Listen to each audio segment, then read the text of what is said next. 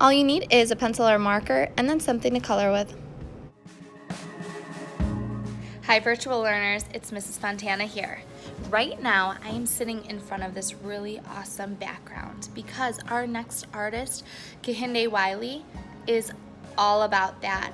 He juxtaposes portraits in front of really amazing designed backgrounds that almost looks like wallpaper.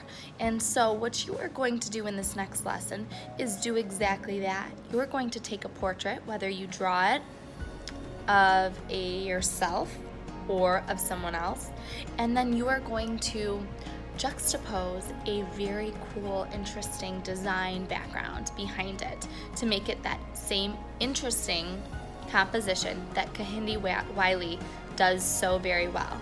This contemporary artist is a very famous one of today. He's still alive and still creating, and you might have actually seen some of his work. Have fun! First, I'm going to draw a frame.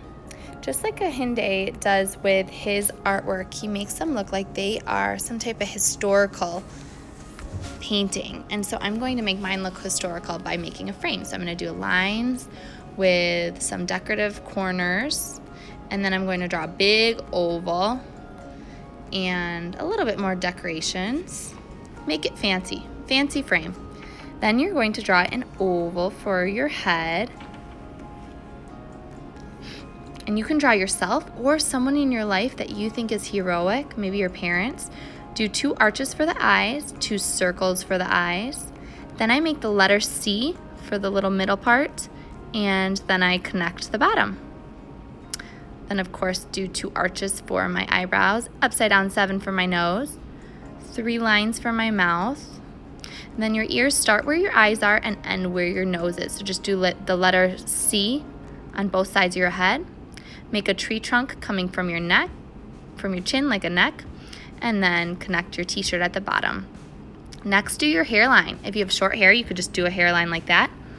Or if you have longer hair, you can do where your hairline or part exists, and then draw the hair that falls behind your ear next. If you have curly hair or wavy hair or braids, you're going to want to draw those textures in as well.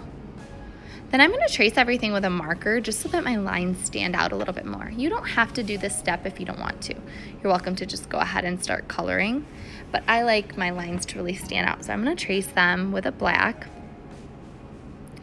and I'm even going to trace some parts of my frame as well, just so that also stands out. And then I will start coloring. And when you go to color, you might have to blend some colors.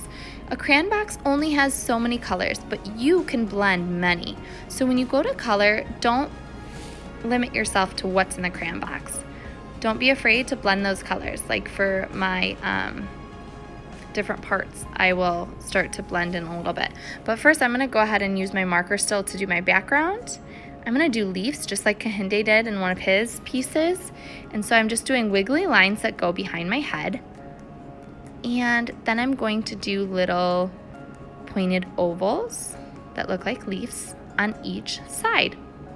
So you're welcome to do the same pattern as me, or you can make up your own pattern background.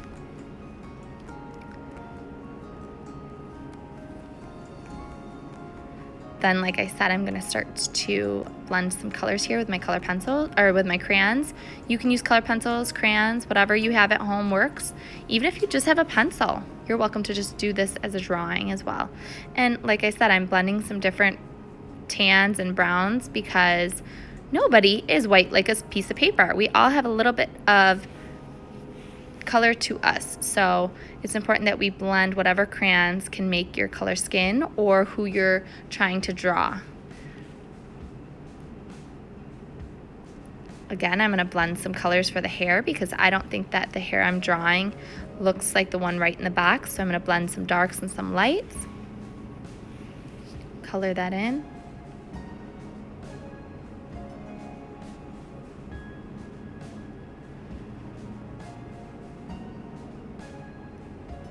You can color your hair in at this time, whatever colors your person that you drew has.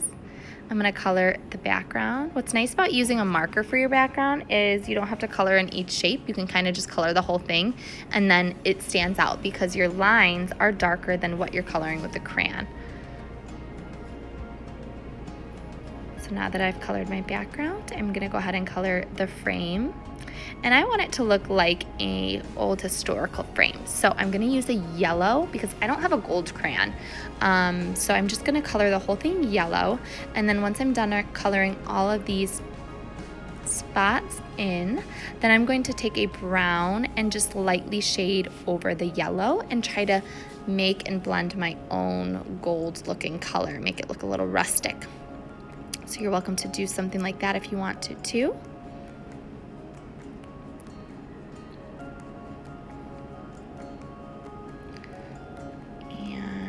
I just realized that I also forgot to color in my t-shirt, so I'm going to go in right now and color my t-shirt in. And then that will be the final piece. I've now created a very heroic and historical looking portrait. Here's some other examples. If you have curly hair, or maybe braids, or just a hairline, or maybe you're missing some hair, go ahead and draw whoever you want in your life that you would like to place in a historical background.